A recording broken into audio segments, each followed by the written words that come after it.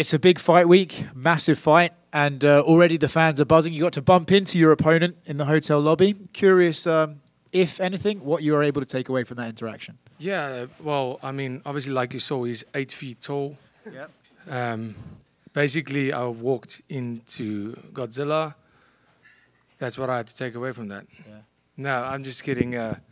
He was super respectful, and like I always said, if my opponent is respectful, I'll be respectful before the fight. And it looks like there won't be any antics unless something changes. But yeah, it was great. I mean, it's good to see that my opponent's healthy. All the questions, is he going to show up? It never bothered me, but I know it was a question for everyone. And the fact, it's not only the fact that I prepared for him and now I'm fighting somebody else. That doesn't bother me. I'm a complete fighter. I think it's the hype of this fight. People want to see the two best fighters in the world go at it. And that's why this fight is so big, because it's truly, in a lot of times, it's just not possible to get the two best guys right now because one is injured. And sometimes the two best guys in the world don't want to fight each other.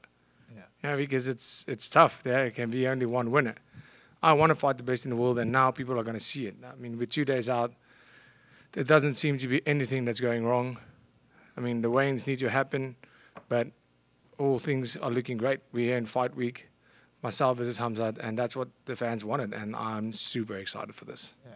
So we kind of could make a good guess what we're expecting from him, right? He takes these massive shots from across the ring, very aggressive, very deep takedown attempts.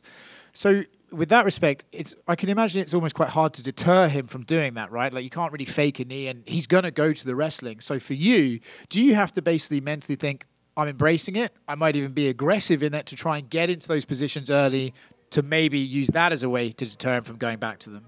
Yeah, I think at the end of the day, you can go out there, and a lot of guys have made this mistake fighting him, going in and saying, I need to watch out for that. He's going to shoot. I need to be ready. I have to watch out. And then they don't do anything until he does shoot and gets them down anyway. You have to go out there and fight. Man, didn't you train?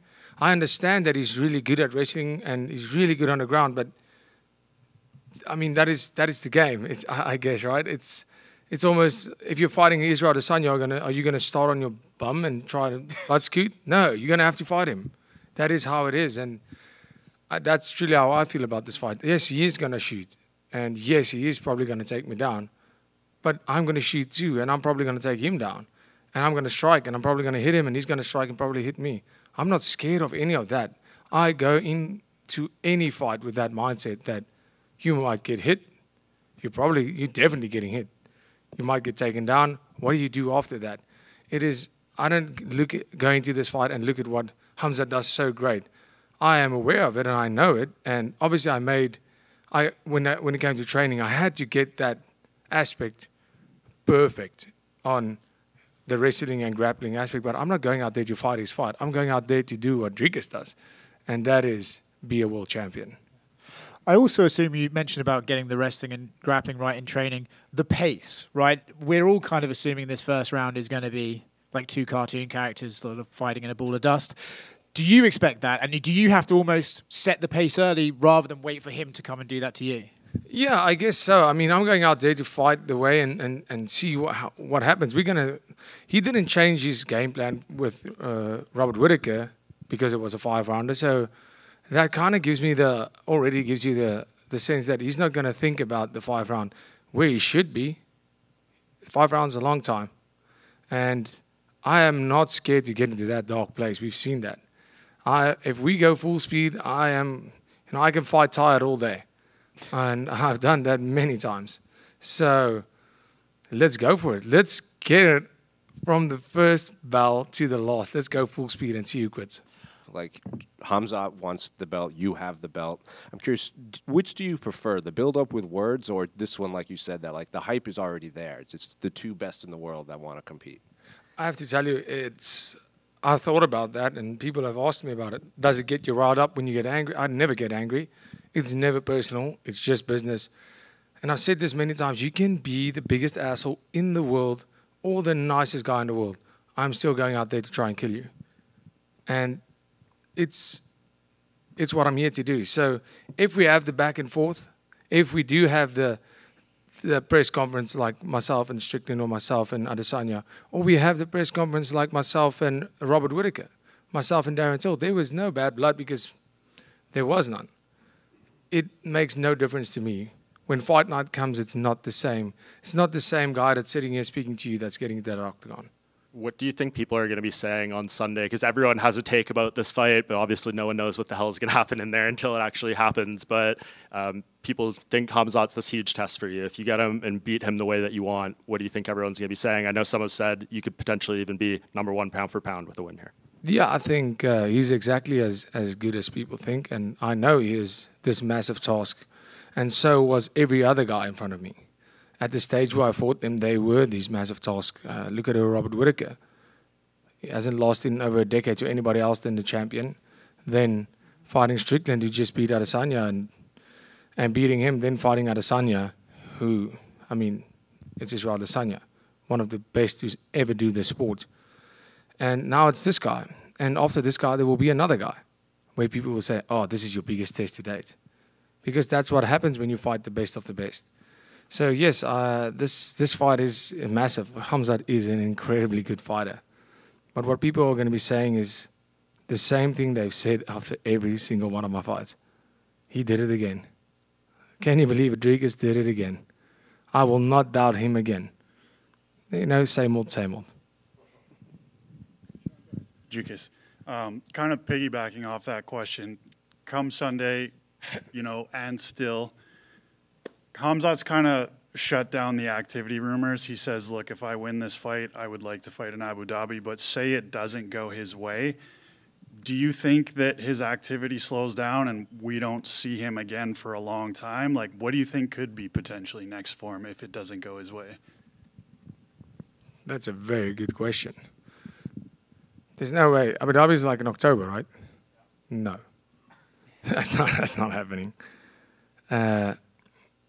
Firstly, and yeah, I think after Saturday night, it's going to be time to go and maybe do some introspection, saying, okay, how are we approaching this? Because I don't know where he's at on a mental level.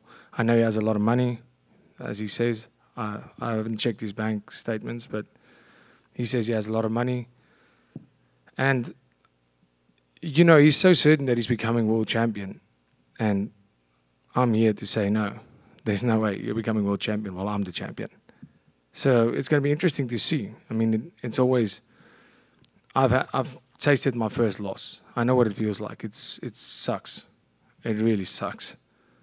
But that's where character comes in. So it's going to be interesting to see how he gets up from this. Hey, Dricus, 2 questions. The first one is, take into account that I'm biased because I'm French, but you don't seem at all really interested in Nassourdine Imavov. Is it because it doesn't bring as many eyes to a potential fight? No, it's just because he's not my next opponent. I honestly don't mind. And yeah, it definitely doesn't bring as much eyes because, yeah, I think he's going to be fighting, he's fighting Barral now. And yeah, I just don't see it.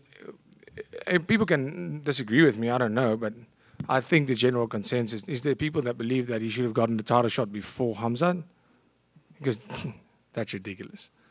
And yeah, it's not that I'm not interested in him. He's not the #1 contender yet. He has that ranking, but he's not the #1 contender yet. It's for me to speak about him right now is senseless. That's why I've been so dismissive of that. I feel the same about any other guy in the division. I think he's great. He looked amazing against Izzy.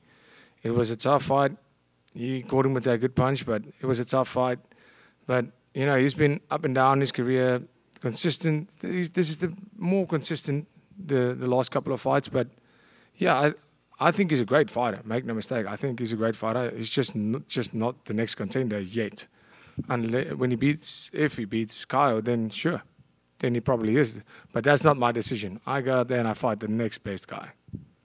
Okay, and the last question is, I feel like a dick for bringing this up, but the fight against Derek Brunson was only 2 years ago, and the first round, he really had a lot of success in the wrestling and the grappling also.